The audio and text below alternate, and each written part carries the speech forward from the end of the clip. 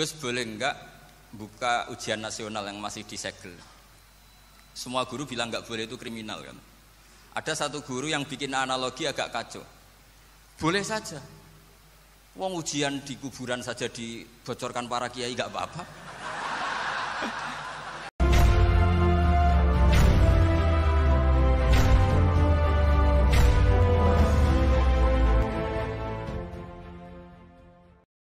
Assalamualaikum warahmatullahi wabarakatuh. Bismillahirrahmanirrahim. Alhamdulillahirabbil alamin. Wa bihi nasta'inu ala umurid dunya waddin. Allahumma shalli wa sallim ala sayyidina wa maulana Muhammad wa ala alihi wa sahbihi ajma'in. Amma ba'du. Para kiai ingkang kawula mulyakaken, Mbah Kiai Agus Ali Masyhuri, Mbah Kiai Adim, Mbah Kiai Soleh Hayat, sedaya para kiai ingkang kawula mulyakaken. Para gawagis Gus Baha, Gus Alam, Gus Kausar, Gus Fahim, Gus Khalil, sedaya para gawagis nawaning hadirin hadirat ingkang dipun mulyakaken Allah Subhanahu wa taala. Hados awale niku ngeten. Awale niku kemarin itu ketika rapat kita ini oyo-oyoan. Siapa yang jadi pembandingnya Gus Baha? Dan siapa yang jadi moderatornya Gus Baha? Pokoknya tetap pematerinya itu harus dua, satu pembanding, satu pemateri. Ini karena Gus Kausar waktu rapat kemarin gak ikut, akhirnya saya milih, saya siap jadi moderator. Saya kok mau dibandingkan sama Gus Baha, sorry.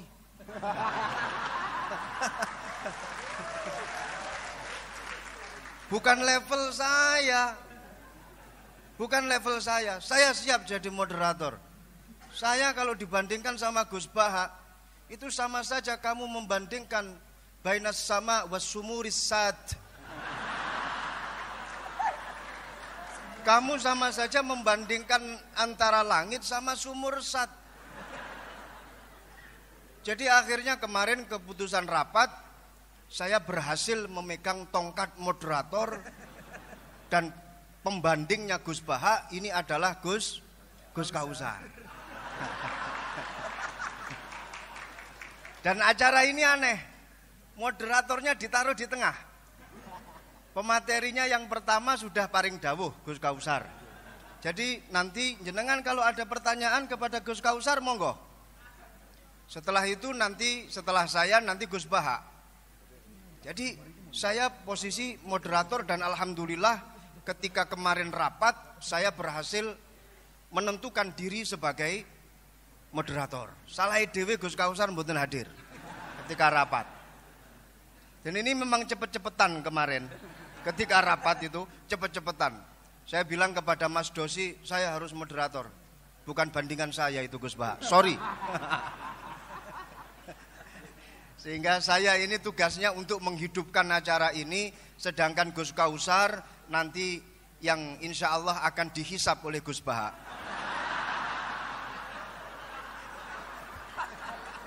Saya jadi teringat. Tepuk tangan untuk Gus Kausar nggak apa-apa.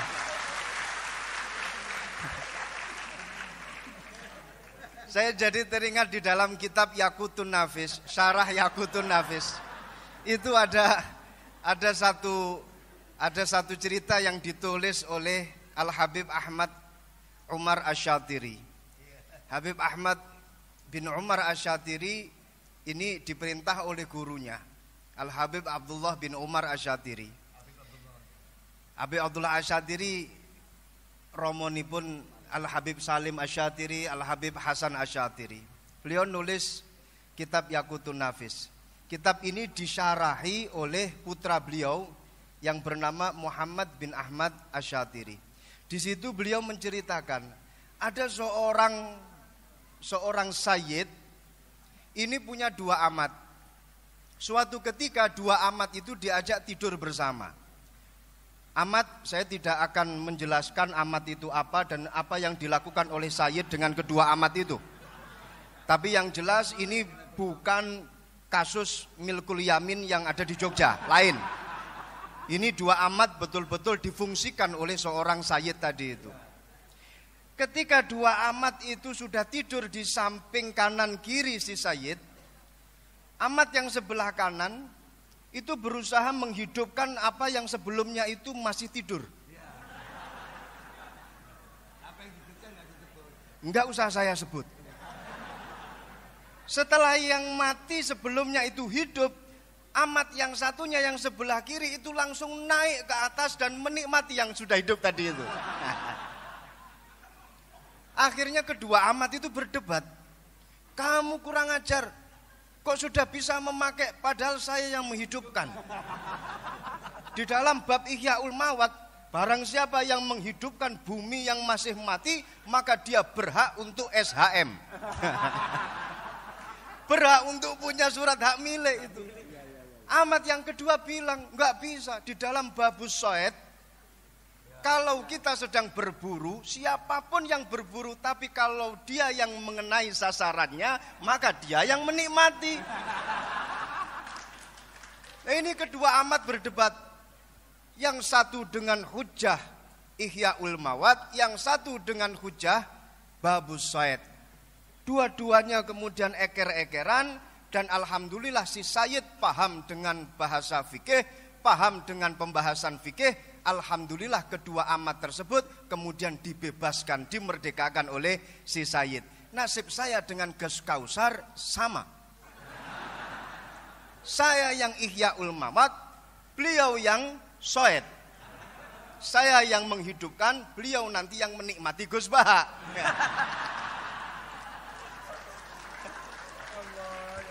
Semoga Gus Baha bisa memerdekakan kita berdua.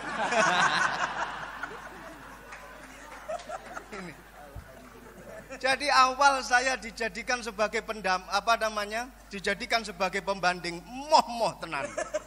Ngojo sampai jadi pembanding, pendamping saya gelem. Kalau membandingi orang yang alim itu enggak ada dasarnya. Tapi kalau mendampingi orang yang alim itu ada dasarnya. Ada.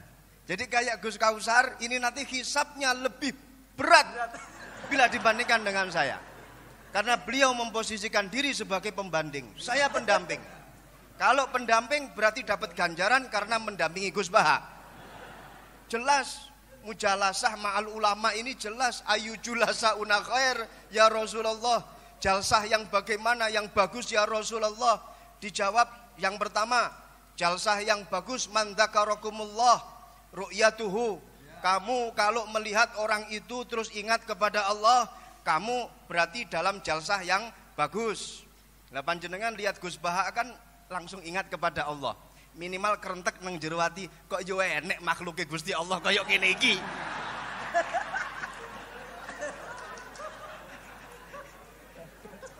Yang kedua, dawuhnya Rasulullah, man zada fi ilmikum mantikuhu. Dadi lek ngrungokno omongane Gus Baha mesti tambah ilmune. Apa maneh Gus Baha itu kalau ngomong itu mesti diwolak-walik. Masya Allah, sehingga memberikan angin segar kepada kita ketika kita pada posisi yang terpepet. Beliau itu saya ingat ketika beliau dawuh masalah medsos, yang Gus Ghafur itu bilang kita jangan sampai menjadi objek korban medsos. Gus Baha malah berpikir sebaliknya. Kata siapa kita menjadi victim dari medsos? Kita ini yang punya peranan untuk mengatur medsos. Jadi sebenarnya kita ini subjek, bukan objek. Nah, ini pemikiran Gus Baha selalu dibolak-balik seperti itu. Sampai-sampai bojo sing sering diseneni karo bojo wedok dibela sama Gus Baha. Ada itu di dalam YouTube-nya. Iya itu. Jadi laki-laki yang sering dimarahi oleh istri sebaiknya diam, nikmati saja, minimal pakai gili kuping itu sudah selesai semuanya. Itu dibela sama Gus Baha. Dan ini memang pengalaman pribadi Gus Baha.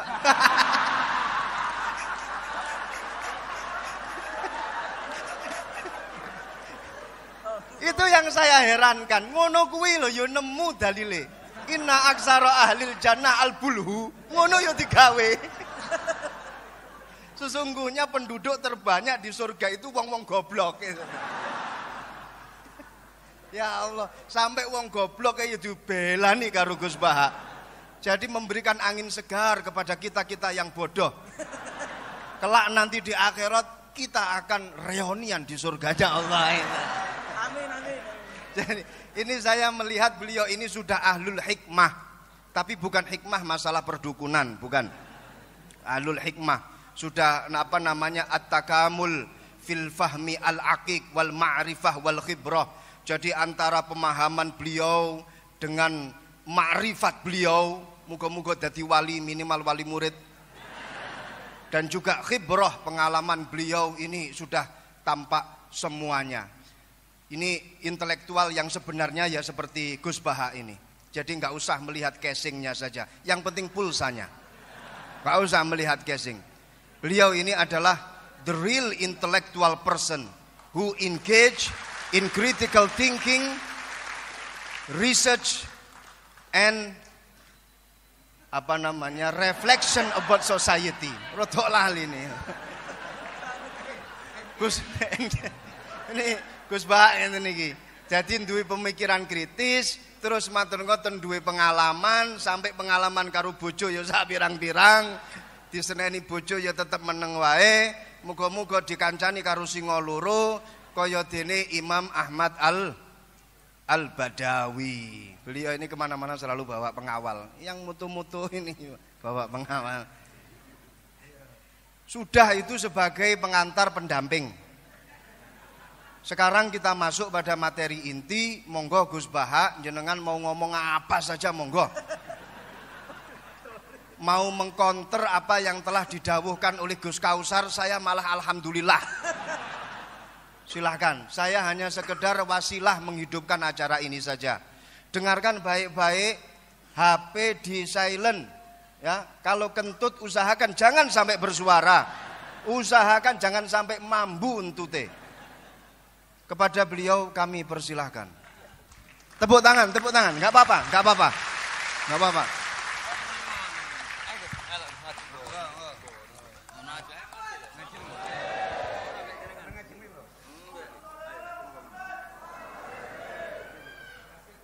Mendamping.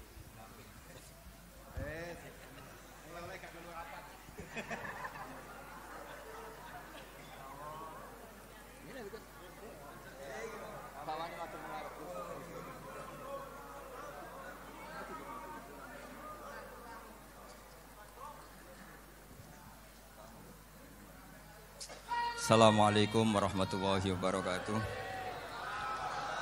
Bismillahirrahmanirrahim. Allahumma sholli wa sallim ala sayyidina Muhammadin wa ala alihi washabbihi asma'in nama ba'du. Sedanten ingkang kula hormati wabil khusus teman bapak kula Kiai Haji Agus Ali Masyuri. Beberapa kiai yang tanpa ngurangi rasa hormat saya hormati semua. Ini ada beberapa Gus. Ini saya ngaji insyaallah 1/4 jam. 1/4 jam nanti yang menghisap Gus Kausar berapa Gus? 10 menit. Begini, sebetulnya saya membela semua umat Islam itu ahlul jannah. Karena saya ini ibarat marketing. Kalau orang Kristiani itu kan setiap orang mati sudah tenang bersama Bapak di surga. Jadi kampanye itu menarik sekali. Sementara kita sudah kiai, sudah imam masjid, sudah ulama, masih saja dikhawatirkan su'ul khotimah. Ini kalau kampanye ini tidak imbang, ini nanti saya takut kalah. Makanya saya bilang pokoknya semua orang mukmin itu ahlul jannah. Karena memang asli hadisnya seperti itu, man qala la ilaha illallah dakhalal jannah. Bahwa kemudian ada beberapa kiai yang mungkin wataknya itu pesimis, kemudian bikin sekian aturan-aturan yang sebetulnya itu cerminan dari pesimisnya. Terus akan-akan masuk surga itu susahnya bukan main. Nah itu saya tidak setuju karena tadi pasti kalah dengan kampanye sebelah yang setiap orang mati dibilang sudah tenang bersama Bapak apa? Di surga. Jadi ini penting. Terus kedua saya bilang agama ini sudah begitu baik. Masa kunci surga sudah dibocorkan miftahul jannah la ilaha illallah. Masa sudah pegang kuncinya enggak jadi masuk surga itu kan aneh. Ya sudah masuk saja, tapi tidak usah minta bantuan saya, masuk aja. Kan sudah pegang kuncinya. Terus ketiga, kenangan terburuk saya ketika jadi kiai itu gini, saya ada beberapa guru SD datang ke saya. Ini agak-agak masalah besar. Gus, boleh enggak buka ujian nasional yang masih disegel? Semua guru bilang enggak boleh, itu kriminal kan. Ada satu guru yang bikin analogi agak kacau. Boleh saja. Wong ujian di kuburan saja dibocorkan para kiai enggak apa-apa. Itu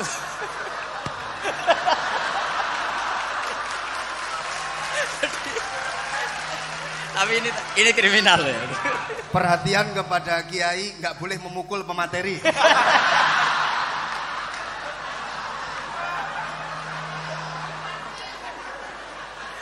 Jadi tentu itu analogi yang salah kan. Marrobuka kan, Tuhan kamu siapa, Nabi kamu. Tuhan kamu siapa, Nabi kamu siapa, imam kamu siapa. Ini kan sudah dibocorkan oleh para kiai. Artinya apa? Nak raiso jawab kebablasan gitu. Terus guru ini berpikir kalau ujian akhirat sekrusial itu saja bisa dibocorkan, kenapa ujian nasional tidak boleh? Tentu ini kias yang salah, saya tidak ngajari seperti itu. Tapi saya ngajari ke kalian betapa mudahnya masuk surga. Kunci jawaban sudah dikasih, kunci pintu masuk sudah dikasih. Kok sampai tidak masuk, ini kebablasan. Paling salah gurunya.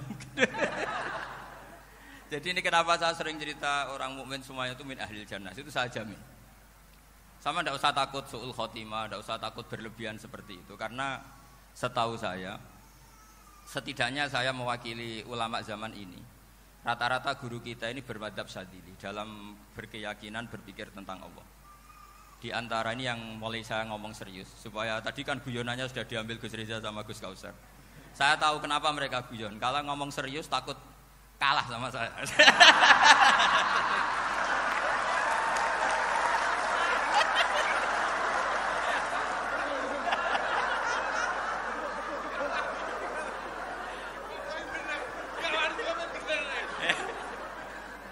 Karena saya ini sudah terkenal pemikir serius, jadi artinya itu satu kepintaran mengalihkan.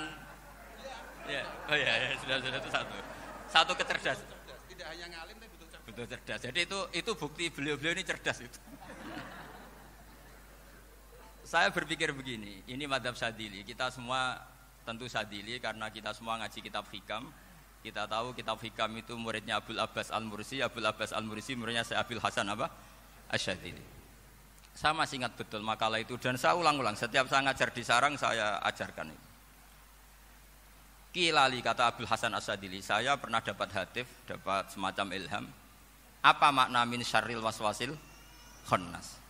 Itu kata beliau dijawab oleh hatif itu. Hatif itu enggak perlu diterjemah tadi ada karena tadi diajarin itu. Apa yang dihidupkan itu enggak perlu dijelaskan. Kata hatif tadi, wasfasun yadkhulu bainaka wa baina habibika. Yunsika altofahu alhasanah wa yudzakiruka af'alaka asai'ah wa yukassiru indaka dzatas shimal wa yuqallilu indaka dzatal yamin liya'dila bika an husnidzanni billah ila su'idzanni billah. Jadi yang dikatakan waswas adalah kamu digiring untuk hanya ingat sisi-sisi kamu yang negatif, dilupakan bahwa Anda punya sisi-sisi yang positif. Misalnya seperti ini, mungkin secara fikih tadi banser-banser tegas, wah ini masalah lelaki perempuan dipisahkan gini-gini. Tapi kenapa Ghazali bilang ya sudah gini gak apa-apa. Sebetulnya ada rukhsah itu karena ini di depan umum. Yang paling pantangan Nabi itu la yakhluwanna rajulun bimra'atin. Ini ada yang menjaminnya gitu. Malah khawatir saya di sini dipisah tapi setelah berduaan nggak bisa. Jadi toleransinya karena ini di depan umum. Itu masih ada toleransinya. La yakhluwanna rajulun bimra'atin. Begitu juga ketika kita dosa, misalnya kita dosa. Orang Islam setiap dosa itu pasti ingat salahnya, terus kemudian istighfar. Dan ketika satu kebaikan dibandingkan keburukan, itu kata semua ulama, karena sayyi'ah itu bernilai 1, kebaikan bernilai apa? 10. Itu masih surplus berapa? 9. Jadi itu cara berpikir Abu Hasan Asyadzili. Kenapa kamu harus berpikir positif tentang Tuhan? Sekali berpikir tentang negatif, itu bahaya betul. Misalnya begini, kamu berpikir tak rewangi jadi kiai, sujud, rukuk, ternyata aku tetap mlebu neraka. Gunane apa? Itu menurut saya kan enggak punya akal. Sujud itu satu kelaziman menghamba kepada Allah. Normalnya seorang hamba itu ya sujud. Kemudian gara-gara kamu ingin masuk surga, terus logika kamu dibalik. Gunanya apa saya sujud? Ternyata saya masuk neraka. Itu pertanyaan yang benar-benar bodoh dan itu menjadikan Allah benci. Logikanya dibalik begini. Ini saya ngomong serius karena ini bentuk kemenangan saya. Ini bentuk kemenangan saya. Saya berkali-kali ngomong di kota pelajar di Jogja karena banyak pengujinya juga, bukan sekedar pendamping tapi penguji, banyak yang profesor, bukan sekedar doktor, banyak yang profesor. Jadi ya ini dok begini, saya pernah ditanya sama seorang dosen, Gus, saya ini ngaji hadis banyak tapi ada yang saya tidak paham, yaitu mangqala la ilaha illallah dakhalal jannah, ada kalimat wa in zana wa in saraka. Meskipun pernah zina, pernah maling. Ini kan seakan-akan mentoleransi perzinaan dan pemalingan. Terus saya bilang, oh makna hadis itu seperti ini. Jadi kebenaran absolut, kebenaran yang mutlak itu tidak akan terganggu oleh status perilaku seseorang. Saya berkali-kali memberi contoh. Orang yang ditangkap KPK akan bilang 1 tambah 1 2. KPK-nya juga bilang 2. Rivalitas dalam politik, Pak Prabowo ya bilang 2, Pak Jokowi juga bilang 2. Orang yang zaniyah, yang lonte pun akan bilang 2, muftinya juga bilang 2, ketua MUI-nya juga bilang 2. Artinya gini, kebenaran yang absolut adalah kebenaran yang siapapun akan meyakini seperti itu. Seperti 1 ditambah 1, 2. Kamu punya musuh bilang 2. Kalau ibu-ibu ini punya maru, ya marunya bilang 2 tadi tambah mama. Enggak tahu saya terjemahnya apa tadi. Nah, kebenaran yang absolut itu kebenaran yang siapapun pasti mengakui. Dan uniknya begini, saya kalau saya pernah ngaji acara himmah, acara pondok sarang di Demak. Kalau kamu bilang 1 ditambah 1 menjadi 2, untuk mengatakan 2 itu kamu butuh hadiah enggak? Mereka semua jawab enggak. Kita semua enjoy saja mengatakan tembok itu putih. Kenapa? Karena memang putih. Kita mengatakan 1 tambah 1 2 karena memang kita tanpa presentasi dapat hadiah, dapat penghormatan. Kenapa untuk mengatakan Allah itu Tuhan kita butuh surga? Memangnya kalau tidak ada surga Allah tidak jadi Tuhan? Ini problem orang soleh-soleh yang terlalu pesimis. Makanya nanti orang-orang soleh itu masuk surganya berat. Tapi kalau orang alim lebih gampang kira-kira seperti itu. Iya, karena kan imannya lebih bagus. Dalam hadis qudsi Allah ini yang dibuli orang-orang soleh. Laulam akhluk jannatan wala naron alam akun ahlan an uto'a, dalam hadis qudsi itu. Kalau saja saya tidak menciptakan surga dan neraka, apa saya tidak jadi Tuhan yang perlu ditaati? Apa kalau kamu tidak saya kasih uang 1 juta terus bilang 1 tambah 1 11? Enggak kan? Tetap bilang berapa? 2. Kalau kebenaran absolut yang 1 tambah 1 kamu bilang 2 meskipun tanpa mendapat hadiah. Kenapa untuk bilang Allah Tuhan kamu butuh hadiah surga? Itu kan secara ikhlas belas. Makanya saya terus mengajarkan ikhlas. Ikhlas itu bisa dilatih dengan akal, dengan pikiran, bil ilmi lah. Harus dilatih. Nah di sini ini momen atau makna yang mestinya harus difahami wa inzana, bahwa kalimat ini sah meskipun dilafadzkan seorang yang pernah zina. Sama seperti 1 tambah 1 2 sah, diucapkan siapa saja sah. Dan siapapun akan mengucapkan itu secara ikhlas. Ini penting saya utarakan. Sehingga setelah ada firqah-firqah takfiri yang mengatakan orang megang keris itu syirik, ke kuburan syirik, ini syirik. Itu salah besar. Salahnya adalah tadi kalimat-kalimat atau kebenaran-kebenaran absolut ini sudah jadi sibghata wa man ahsanu minallahi sibghah. Kalimat ini begitu absolut di hatinya orang mukmin. Sehingga ketika terganggu oleh hal-hal yang adat istiadat kayak pegang keris, kayak apa, ini tidak mengganggu. Tetap kualitas iman ini di atas keyakinan adat membawa apa keris. Kalau orang membawa keris menjadi syirik karena percaya sama makhluk. Orang misalnya kejawen kalau nggak bawa keris nggak nyaman. Orang kota itu kalau nggak bawa ATM juga nggak nyaman. Itu tidak dihukumi syirik. Kamu pergi lupa bawa HP nyaman enggak? Enggak, kenapa enggak dihukumi syirik?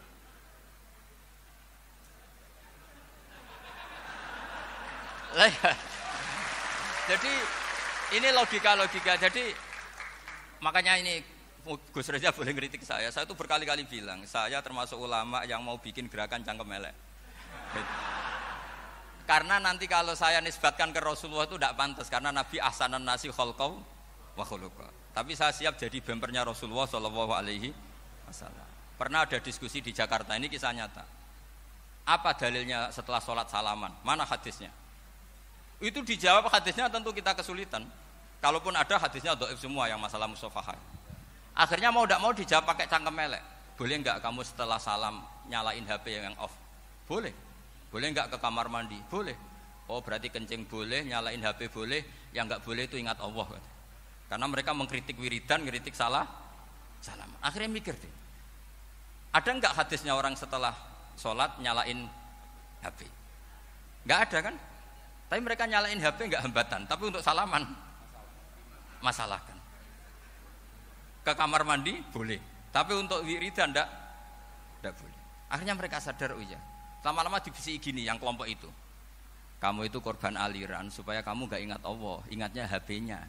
Sehingga orang wiridan kamu kritik, orang nyalain HP enggak kamu kritik. Itu kelompok itu adalah kelompok orang-orang yang supaya orang Islam itu lupa Tuhannya. Itu gerakan cangkem elek, tapi jadikan orang sadar.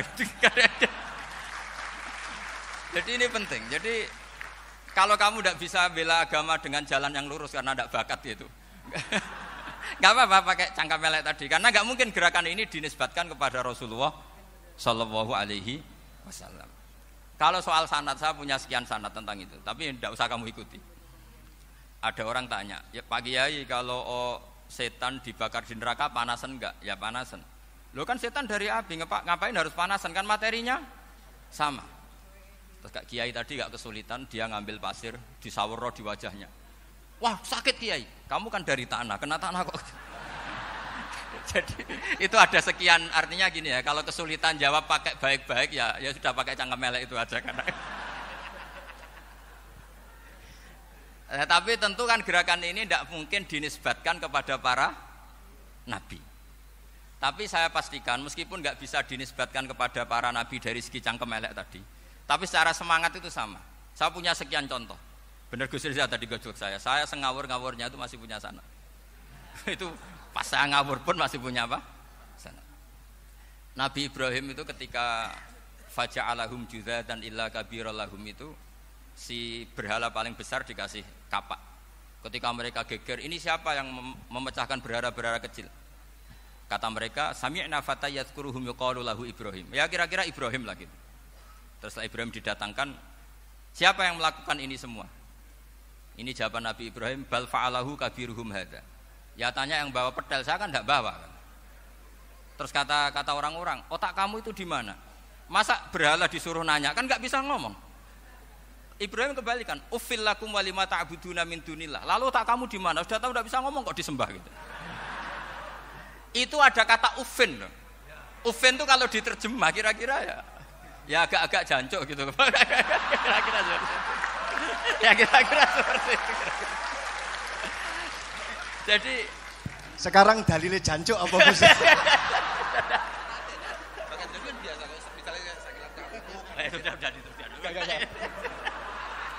Gimana? Jancuk itu dari daksu, dak tinggalkanlah suan perkara sing elek. Krono ilate wong Surabaya kakean rawon, akhirnya ngomongnya jancuk. Gitu.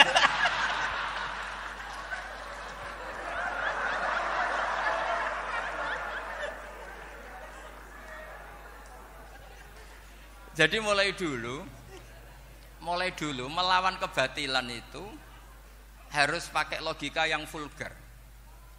Karena memang nggak mungkin dengan bahasa-bahasa priayi itu nggak mungkin. Dan ini penting saya utarakan. Nah, kalau nanti nggak mungkin dinisbatkan kepada Rasul karena Nabi adalah ahsanan nasi khalqa wa khuluqa, kita yang ngambil alih saja. Gus Reza, saya, Gus Kausan ini cara cangkem elek kan pantas. Luas. Selain bakat ya sudah natural. Karena memang itu cara kita menjelaskan kebenaran. Saya ulang lagi, itu cara kita menjelaskan apa? Kebenaran. Mau tidak mau. Saya pernah ditanya sama seseorang, Gus, beberapa nabi itu kan poligami. Poligami itu bukti hipersek. Karena yang tanya itu orang nasionalis yang nggak pati senang Islam. Terus tak balik tanya, perempuan itu makhluk lemah enggak? Ya lemah. Kalau nolong lama satu itu gimana? Ya baik. Kenapa nolong dua jadi tidak baik? Harusnya kalau nolong tiga tidak baik. Tapi saya tidak dukung poligami enggak. Ini cerita. Setidaknya mereka jadi ingat. Saya itu pernah ditanya agak-agak orang ateis. Dia benci Islam tapi neliti Islam. Pertanyaan kedua, kenapa dalam perang itu seakan-akan Nabi itu perampok, hartanya orang kafir disita kemudian menjadi ghanimah, itu kan kayak ngerampok. Terus saya tanya gini, kalau ada penjahat ke rumah kamu kemudian pakai senjata api, setelah kamu ringkus, itu senjata api kamu kembalikan apa kamu sita? Oh ya saya sita, kalau tak kembalikan dipakai ngerampok lagi. Ya sama seperti itu, kalau kekuatan mereka dikembalikan akan dipakai kekuatan mereka lagi. Jadi ya lagi-lagi ini kemenangan orang serius. Karena nanti guyonnya sudah dintekno sama Gus Safa sama Gus Riza. Nah, kenapa saya ngajar begitu rileks, begitu santai? Karena pikiran saya sederhana. Fa innal uqula muttarratun ila qabilil haq. Akal sehat pasti dipaksa menerima apa? Kebenaran. Sehingga kebenaran itu tidak usah kamu ngomongkan secara serius, secara tidak perlu. Kebenaran itu mudah diterima. Saya itu pernah ngaji berkali-kali di Jogja di mana-mana sampai ada buku seorang dokter nulis tesisnya itu bangga lagi menjadi muslim setelah ngaji saya itu, karena saya menerangkan itu ringan. Orang Islam itu harus mencintai Allah. Ciri utama cinta itu tidak tegang, rileks. Saya bilang begini, kalau kamu pernah 1 tahun digratisi orang rumah, makanan, kamu kira-kira itu mudah nggak mencintai orang yang berjasa sama kamu, minjemin rumah dan ngasih makan gratis? Mudah kan? Apalagi kita ini mudah mencintai orang yang minjemin mobil 1 tahun, ngasih rumah 1 tahun, apalagi selamanya. Kenapa kita tidak mudah mencintai Allah yang memberi kita bumi, air, oksigen, semuanya kita dikasih Allah? Akhirnya mereka mikir, wong mencintai seseorang yang ngasih dalam durasi 1 tahun saja mudah, apalagi mencintai Allah yang ngasih kita tanpa batas. Itu disebut walladzina amanu asaddu hubbal lillah. Orang mukmin itu mudah sekali mencintai Allah. Caranya dilatih tadi. Kita mudah mencintai orang yang berjasa sama kita. Kenapa tidak mudah mencintai Allah yang tentu jasanya lebih besar? Nah, karena akhir-akhir ini banyak orang yang terlalu nazir, terlalu apa? Kata Nabi kan basyiru wala tunafiru, yasiru wala tu'assiru. Sehingga saya bikin gerakan. Pokoknya semua orang mukmin pasti masuk surga. Nanti soal ada kesalahan-kesalahan kecil yang menjadikan orang su'ul khotimah itu sifatnya kehati-hatian. Jangan menjadi hukum. Hati-hati itu tidak menjadi hukum. Kalau kamu nyupir hati-hati itu bukan berarti pasti kecelakaan, enggak. Hati-hati itu ya hati-hati saja, tidak menjadi hukum. Ini penting saya utarakan karena kubu sebelah kampanyenya sudah tadi, setiap mati mesti tenang bersama Bapak di surga. Sementara kita mau kampanye, kamu sholat tidak mesti diterima, haji tidak mesti diterima, jadi kiai tidak mesti masuk surga. Coba kalau kita kampanye gitu terus, yang mau jadi muslim itu siapa? Jadi ini sudah tak perhitungkan matang-matang, saya milih macam seperti itu. Ya ini saya pikir sudah, ini pembandingnya supaya punya waktu. Saya suka sekali. Nah ini yang sesi terakhir ya, sesi terakhir. Saya akan cerita fikih karena Nyun sewu Gus, ada iklan sebentar dari ibu-ibu, pentolan mic kurang dekat ke mulutnya Gus Baha. Sehingga suaranya tidak terdengar sampai ke belakang. Oh, gitu. Pentolannya ya? Didekatkan Gus ke mulut. Ini kalau ngomong konotasinya itu mesti nyerempet. Sudah apa ya? Sudah ahlinya di situ. Ya malah ada di situ.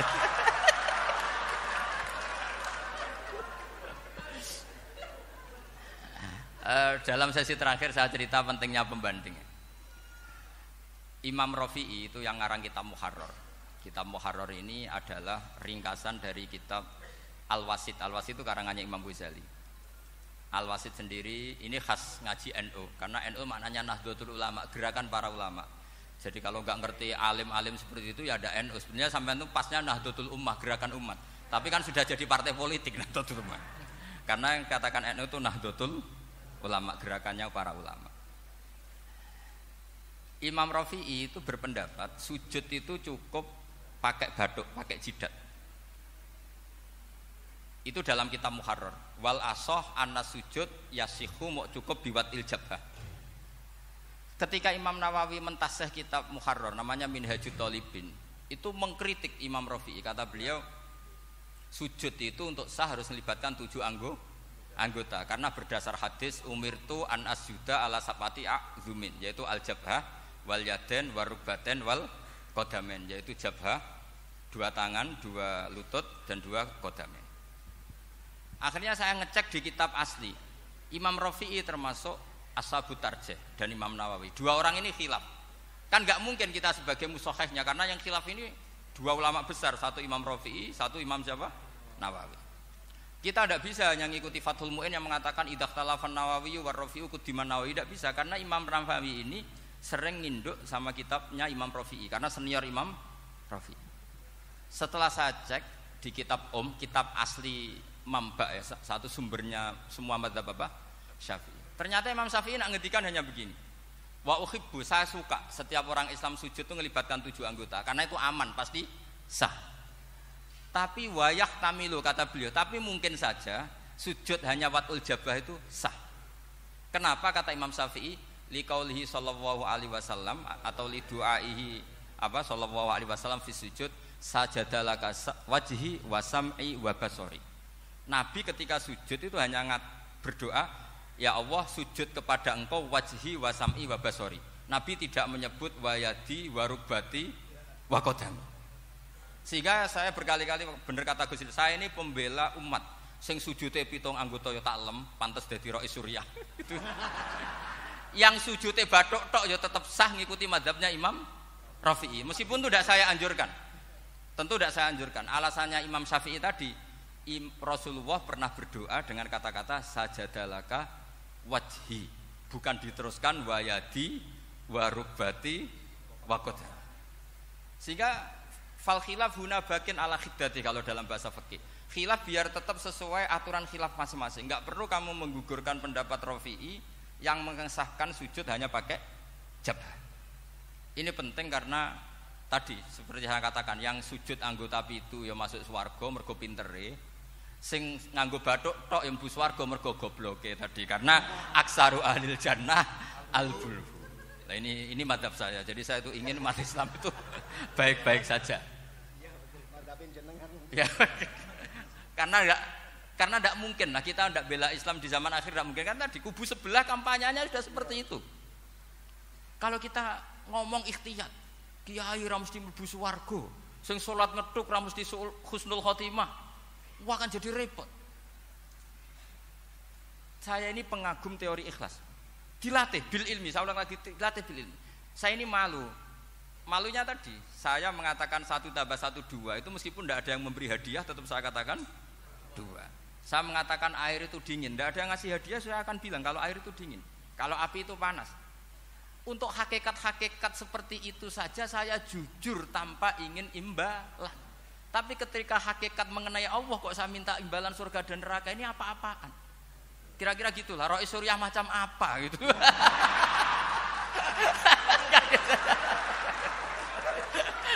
Ya saya kira demikian. Assalamualaikum warahmatullahi wabarakatuh. Waalaikumsalam warahmatullahi wabarakatuh. Alhamdulillah. Baru kali ini ada seminar yang dikritik terus sama pemateri itu pendampingnya. Mestinya pembandingnya. Tapi luar biasa para milenial semuanya, Masya Allah, terlihat wajah-wajah surga di majelis ini. Walaupun toh yang hadir tidak semuanya milenial, ada post milenial juga di sini. Ada yang Gus dan juga ada yang Kiai. Kalau Gus biasanya kan masih bisa tolah-toleh, kalau Kiai harus fokus. Tapi yang paling fleksibel di PWNU Jawa Timur, yang paling enak itu adalah beliau, Kiai Haji Agus Ali Mazhuri. Enaknya pripun? Dadi kiai ya iso, dadi Gus ya iso. Itu posisinya paling enak di antara pengurus-pengurus yang lain. Tepuk tangan untuk beliau, enggak apa-apa. Langsung saya buka pertanyaan. Yang ditanya 2 orang, jangan pendampingnya. Yang ditanya 2 orang. Kalau enggak Gus Baha, Gus Kausar. Saya hitung sampai 10, nggak ada pertanyaan, kita tutup dengan doa. 1, 10. Ada yang 2 mawon nggih, pertanyaannya 2. 1, monggo. Yang perempuan, saya ingin yang perempuan, monggo. Sudah 2. Silakan.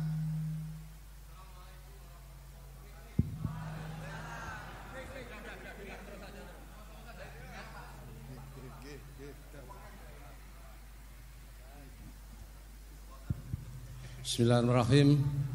Assalamualaikum warahmatullahi wabarakatuh.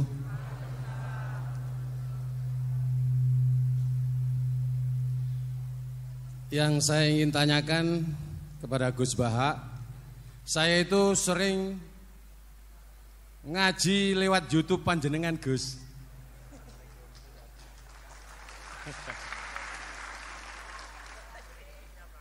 Insya Allah ilmu saya tambah walaupun tidak banyak. Yang saya tanyakan, nopo ilmu kula niki barokah? Yang pertama, karena saya ngaji lewat YouTube panjenengan, saya tidak izin. Untuk itu hari ini saya izin panjenengan. Mudah-mudahan ilmu ingkang saya dapat dari panjenengan niku saged barokah. Niku Gus. Terima kasih. Wassalamualaikum warahmatullahi wabarakatuh. Waalaikumsalam warahmatullahi wabarakatuh. Langsung mawon Gus nggih, yang satunya dulu. Siapa aja? Oh gitu. Monggo Gus. Itu tetap barokah dan kebaikan itu mah enggak perlu minta izin. Kalau kebaikan minta izin jadi repot.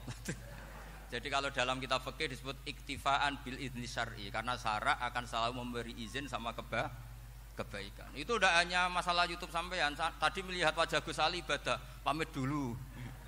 Nanti kalau ada orang alim lewat mau lihat juga pamit dulu. Lama-lama mau baca sholawat, ya Rasulullah pamit dulu mau baca sholawat. Jadi semua kebaikan itu cukup iktifaan bil idzni syar'i. Ya jelas ini ya. Ya. Oke, terima kasih. Jangan lupa pulsane tuku dhewe lek ndelok YouTube. Wifi-nya juga jangan nyolong. Harus passwordnya izin kepada yang punya wifi. Baru nanti 100% barokah. Mbak yang belakang bisa berdiri. Yang mau tanya tadi. Ya, silakan. Bismillahirrahmanirrahim. Assalamualaikum warahmatullahi wabarakatuh. Mohon izin Yai Gus, saya di sini mau tanya, selain sebagai pelajar santri, saya juga sebagai seorang mahasiswi di salah satu universitas di Surabaya. Yang saya tanyakan sebagai pemuda milenial, kita semua tahu bagaimana keadaan demokrasi negara Indonesia saat ini. Yang saya tanyakan bentuk dari hubul waton minal iman. Hubul waton di sini, bolehkah saya sebagai seorang mahasiswi menyuarakan pendapat saya, berjuang bentuk ijtihad demi keadilan berupa demonstrasi?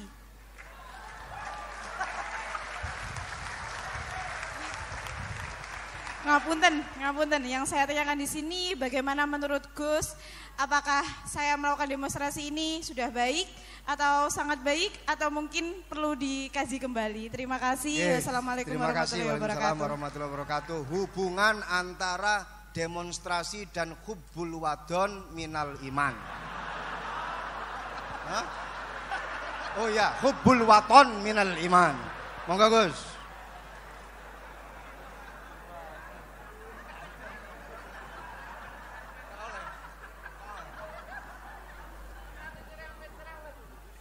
Ini benar-benar ahli. Begini kan, demonstrasi itu kan makna pokoknya itu kan apa? Memperlihatkan. Makanya demonstrasi kekuatan maknanya ya show, ya, memperlihatkan satu apa? Kekuatan. Sehingga kalau dalam Islam itu ya fleksibel, asal itu tidak merugikan orang lain, tidak anarkis, tidak madarat bagi kelompok lain tentu boleh. Bahkan kalau tidak apa? Menyuarakan suara kita tentu dengan cara-cara yang tetap islami ya, itu malah kita disalahkan karena berarti tidak ikut bertanggung jawab terhadap proses negara. Tapi tentu disuarakan secara konstitusional dan secara baik. Kemarin pas demo di Jogja yang rame itu masalah rancangan KUHP itu rektor UI juga ketemu saya pamit, Gus mau demo aja. Ya tapi yang baik dan sopan kan. Karena begini ya, di Quran itu ada ayat walau la dafu nasa ba'dahum bi ba'dil la fasadatil ard. Jadi kekuatan manapun itu harus dikontrol. Tentu kontrol itu macam-macam. Tapi tentu saya ulang lagi, jangan anarkis, jangan melakukan sesuatu yang kontraproduktif. Jadi menurut saya pernah ditanya, Gus kalau pemerintah itu didukung 90% rakyatnya bagus enggak? Ya bagus, berarti presidennya hebat, didukung mayoritas rakyat. Kalau hanya 55 ya bagus, presidennya biar tahu, biar hati-hati karena dipilih separuh lebih sedikit gitu. Lah kok bagus semua? Ya emang harapan kita sama Allah semuanya baik semua kata saya gitu. Jadi susahnya apa sih kita melihat sesuatu itu asal agama ini kan gampang, asal tidak maksiat itu baik. Asal gak maksiat itu baik. Makhuyira Rasulullah bina amroini lakhtaro aisarohuma malam yakun isman. Jadi demo itu bukan, nah kalau demo yang diharamkan sebagian fatwanya ulama tentu yang maknanya yang anarkis. Kalau yang dihalalkan tentu maknanya yang tertib. Itu biasa dalam hukum fikih. Rasulullah ngendikan A, mahmalnya seperti ini. Rasulullah ngendikan B, mahmalnya seperti ini. Karena kadang ngendikanin Nabi cara zahir itu berlawanan. Misalnya Nabi ditanya, amal paling baik apa ya Rasulullah? Nyaur utang gitu. Karena biasa yang ngemplang mungkin yang tanya itu tukang. Tapi kadang Nabi jawab birrul walidain. Kadang jawab as-sholat li awwali waktiha. Karena penanyanya ini beda. Cinta pun enggak tahu sholat. Gimana? Cinta pun enggak tahu sholat. Ya, cinta kok ora tahu sholat kata beliau. Kan gitu. Jadi ini penting saya utarakan karena zaman Nabi itu ya biasa Nabi misalnya ngendikan sesuatu itu. Terus ada juga sahabat yang memperlihatkan pendapatnya. Tapi tidak niat bantah. Masyhur itu dalam tarikh. Saya beri contoh yang masyhur itu. Nabi pernah sholat duhur itu 2 rakaat. Sebagian riwayat mengatakan asar, tapi yang lebih kuat itu duhur. Setelah 2 rakaat Nabi sholat, itu akabiru sahabat papan atas itu tidak ada yang ngendikan karena mereka sopan semua, tahu etikal. Setelah Nabi pulang sudah dekat pintu, ada sahabat yang berdiri. Ya Rasulullah, aku siroti sholatu amnasita. Ini sholat model kosor, apa engkau lupa? Tapi sahabat yang nggak tanya, ini niatnya malah lebih agak-agak buruk. Baguslah kalau sholat terbaru 2, berarti besok ya 2. Karena pakai teori nasah mansuh, berarti hukum itu pakai yang terbaru. Jadi gayanya tidak tanya, tapi lebih sama mungkin yang setuju undang-undang tadi ya tentang rumah tangga, kalau istri nggak mau dikumpuli tetap dipaksa, nanti suaminya bisa dilaporkan ke pengadilan gitu. Saya pasti mikir saya bukan masalah pengadilannya, pasti istrinya cantik. Kalau jelek kan nggak mungkin dipaksa. Ini ketularan ya. Jadi saya cara berpikir tuh, jadi tak pikir lucunya saja, bukan pikir seriusnya. Ketularan ya, sudah ketularan ini. Karena keburukan itu mudah nular. Akhirnya Nabi kembali lagi, enggak, kullu dzalika lam yakun, semua itu enggak terjadi. Tapi Nabi sebagai orang yang sangat, ya sebenarnya enggak boleh dibahasakan sangat demokratis, sangat bijak. Nabi kembali lagi ke mimbar terus tanya, ahakun maqalahu dzulyaten, apa betul yang dikatakan dzulyaten tadi? Kata sahabat semua, betul ya Rasulullah, tadi engkau sholat hanya 2 rakaat. Nabi kemudian takbir lagi, meneruskan 2 rakaat terus salam. Artinya kalau demonstrasi itu dengan makna mengutarakan pendapat dengan cara yang dijamin konstitusi, ya itu kan normal-normal saja, nggak ada masalah. Saya pernah derekno bapak, itu ada pertanyaan yang benar-benar mengusik saya. Ada orang miskin datang ke bapak, Pak Yai, dadi wong melarat ora enak. Sajane ya wis suwe dadi wong melarat ora enak. Itu pas Ramadan. Kenapa kata bapak? Bapak saya itu teman akrabnya Gus Ali, itu senengane ya guyon, mau meninggal aja masih guyon. Bapak itu guyon terus. Kenapa ya? Sudah puasa nggak makan, buruh orang, macul itu kan berat. Mau istirahat nggak boleh karena buruh orang. Enak jadi wong sugih puasa diam di rumah gini-gini terus. Terus kata bapak saya gini, enak wong melarat. Jadi wong sugih nak puasa berat. Kok sakit ya? Besok mangan pecel, awan rawon, engkok sore sidik sate. Jadi yang harus ditinggalkan itu banyak. Nak sampean kan biasa meninggalkan itu semua. Semenjak itu dia, oh iya, nak ngono podo-podo abot. Jadi hasutnya pada orang kaya terus nggak ada. Nah ini pentingnya ilmu, jadi pentingnya berdamping tadi itu. Setelah diberi jelasan, oh matur nuwun ternyata podo-podo abot gitu. Dia nggak tahu susahnya jadi orang kaya. Ya sama seperti tadi, ya saya puasa, kerja gini-gini, bojo sitok elek, terus dari yang bojone 4 cantik semua abot aku. Karena harus ninggalkan 4 yang cantik tadi, yang bisa menghidupkan tadi itu. Itu kan juga demonstrasi, artinya mengutarakan apa yang, jadi itu saya pikir seperti itu. Ya ini pokoknya gitu aja ya. Assalamualaikum warahmatullahi wabarakatuh. Waalaikumsalam warahmatullahi wabarakatuh. Tepuk tangan untuk beliau. Kita doakan semoga beliau sehat walafiat, panjang umur, jembar rezeki, jembar urip, jembar awak, tambah rezeki, tambah bojo. Doa dari Kiai Agus Salim Masyuri. Saya serahkan kepada Gus Salam. Gus, ini mau dilanjut? Enggak usah khawatir, jenengan enggak akan dihisab. Iya, ini dilanjut atau sudah off sampai di sini? Sambun? Sambun? Lanjut? Gus Bah, ada acara pesawat jam berapa nanti, Gus? Pripun Yai doa mawon. Sampun nggih. Monggo saya serahkan kepada Assalamualaikum warahmatullahi wabarakatuh.